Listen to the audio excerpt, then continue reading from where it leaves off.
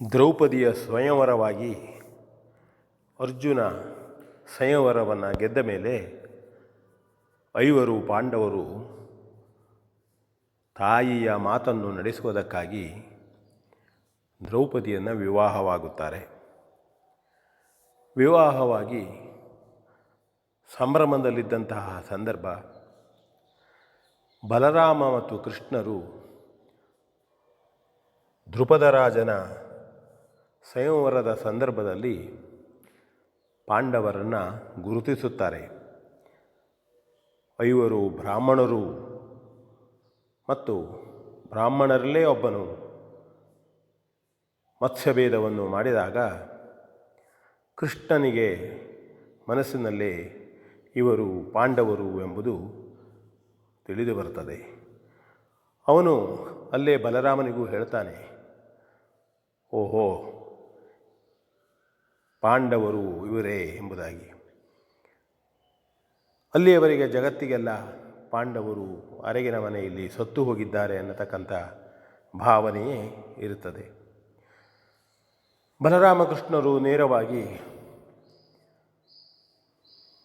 ಪಾಂಡವರು ಇದ್ದಲ್ಲಿ ಬರ್ತಾರೆ. ಎಲ್ಲರಿಗೂ ತುಂಬ ಸಂತೋಷವಾಗ್ತದೆ. ಕೃಷ್ಣ ಬಲರಾಮರು ಬಂದರು ಎಂಬುದಾಗಿ.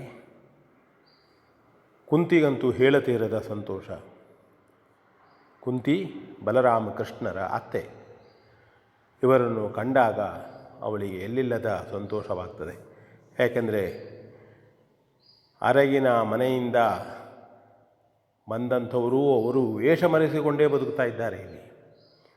ಹಾಗಿದ್ದಾಗ ಹೋಗಿ ಕೃಷ್ಣ ಬಲರಾಮನ್ನು ಪ್ರೀತಿಯಿಂದ ಮಾತನಾಡಿಸಿ ಕೃಷ್ಣನಿಗೆ ತುಂಬಿದ ಅಂತಃಕರಣದಿಂದ ದುಃಖದಿಂದ ಕುಂತಿ ಹೇಳ್ತಾಳೆ, ಕೃಷ್ಣ, ಬಲರಾಮ, ನಿಮ್ಮನ್ನು ಕಂಡು ಅತ್ತೆಗೆ ಅತ್ಯಂತ ಸಂತೋಷವಾಯಿತು. ಇವತ್ತು ಎಲ್ಲ ವಿಷಯವನ್ನು ನೀವು ತಿಳಿದಿದ್ದೀರಿ. ನಿನ್ನ ಮಾವ ಅಂದರೆ ಪಾಂಡುರಾಜನನ್ನೇ ಕಳೆದುಕೊಂಡೆ. ನಂತರದಲ್ಲಿ ಕೌರವರ ಉಪಟಳ ಯಾಕೋ ಹೆಚ್ಚಾಗುತ್ತಾ ಇದೆ. ಅರಗಿನ ಮನೆಯಲ್ಲಿ ನಮ್ಮನ್ನು ಸುಡುವಷ್ಟು, ಬೆಂಕಿಗೆ ಆಹುತಿ ಮಾಡುವಷ್ಟು ಮುಂದುವರಿದರಲ್ಲ. ಬದುಕಿ ಬಂದೆವು. ಈಗ ದ್ರೌಪದಿಯ ಸ್ವಯಂವರ ಆಯಿತು. ಐವರು ಮಕ್ಕಳಿಗೆ ವಿವಾಹವಾಯಿತು. ಇಲ್ಲಿಯವರೆಗೆ ಕಷ್ಟಗಳನ್ನೇ ನೂಕುತ್ತಾ ಮಕ್ಕಳನ್ನು ಸಾಕಿ ಸಲಹುತ್ತಾ ಬಂದಿದ್ದೇನೆ ಕೃಷ್ಣ. ನಮ್ಮ ಮಕ್ಕಳು ಧರ್ಮದಿಂದ ನಡೆಯುತ್ತಾ ಇದ್ದಾರೆ, ಅದು ನನಗೆ ಸಂತೋಷ. ಮುಂದೆಯೂ ಕೂಡ ಅವರು ಧರ್ಮವನ್ನು ಕೈಬಿಡದಂತೆ ನೀನು ನೋಡಿಕೊಳ್ಳಬೇಕು. ಅದಲ್ಲದೆ ನನ್ನ ಮಕ್ಕಳಿಗೆ ಇನ್ನು ಮುಂದೆ ನೀನೇ ಆಶ್ರಯದಾತ, ಅಂದರೆ ಸಲಹುವ ವ್ಯಕ್ತಿ ಆಗಬೇಕು. ಅವರನ್ನು ಕಾಪಾಡುವ ಜವಾಬ್ದಾರಿ, ತೀಡುವ ಜವಾಬ್ದಾರಿ ನಿನ್ನದು ಕೃಷ್ಣ. ಇಲ್ಲಿಯವರೆಗೆ ಅತ್ತೆಯಾದಂತಹ ನಾನು ಅವರ ಅಮ್ಮನಾಗಿ ಪೂರೈಸಿದ್ದೇನೆ. ಈಗ ನೀನು ಅವರನ್ನು ನೋಡಿಕೊಂಡು ಸನ್ನಡತೆಯಿಂದಲೇ ಅವರನ್ನು ಮುನ್ನಡೆಯುವಂತೆ ಮಾಡಿಕೊಳ್ಳಬೇಕು. ಅವರನ್ನು ಕಾಯುವ ಭಾರ ನಿನ್ನದು ಎಂಬುದಾಗಿ ಕೃಷ್ಣನಲ್ಲಿ ಹೇಳಿಕೊಳ್ಳುತ್ತಾಳೆ. ಆಗ ಕೃಷ್ಣನಿಗೆ ಅತ್ತೆ ಕುಂತಿಯ ಪರಿಸ್ಥಿತಿಯನ್ನು ನೋಡಿ ತುಂಬ ದುಃಖ ಆಗ್ತದೆ.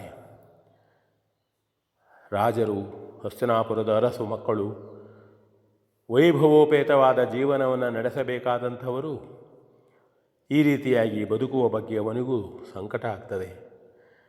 ಆದರೆ ಪಾಂಡವರು ಸನ್ನಡತೆಯಿಂದ ಧರ್ಮದಿಂದ ನಡೆಯುತ್ತಿದ್ದಾರೆ ಎನ್ನುವುದು ಅವನಿಗೆ ಸಂತೋಷವಾಗಿ, ಅತ್ತೆ ಕುಂತಿ, ಧೈರ್ಯ ಹೊಂದು ನೀನು. ನಾನು ನಿಮ್ಮ ಐವರು ಮಕ್ಕಳನ್ನು ಪಂಚ ಪ್ರಾಣಗಳನ್ನಾಗಿ ನಾನು ನೋಡಿಕೊಳ್ಳುತ್ತೇನೆ ಎಂದು ಕುಂತಿಗೆ ಭರವಸೆಯನ್ನು ಕೊಡ್ತಾನೆ. ಆಗ ಕುಂತಿಗೆ ಅತ್ಯಂತ ತಡೆಯಲಾರದಷ್ಟು ಸಂತೋಷ ಆಗ್ತದೆ. ಕಣ್ಣೀರು ಬಾಷ್ಪ ಬರ್ತದೆ. ಕೃಷ್ಣನಿಗೆ ಕೃಷ್ಣ ಧನ್ಯನಾದೆ ನಾನು ಎಂಬುದಾಗಿ ಅವಳು ಹೇಳ್ತಾಳೆ. ಹೀಗೆ ಅಲ್ಲಿಂದ ಕೃಷ್ಣ ಪಾಂಡವರ ಜವಾಬ್ದಾರಿಯನ್ನು ತೆಗೆದುಕೊಳ್ಳುತ್ತಾನೆ. ಕುಂತಿಗೆ ಹೇಳ್ತಾನೆ. ಇದು ನಾವು ತಿಳಿದುಕೊಳ್ಳಬೇಕಾದಂಥ ಮಹಾಭಾರತದ ಕತೆ. ತಿಳಿದುಕೊಳ್ಳೋಣ, ಇನ್ನೂ ವಿಸ್ತಾರವಾಗಿ ಓದೋಣ.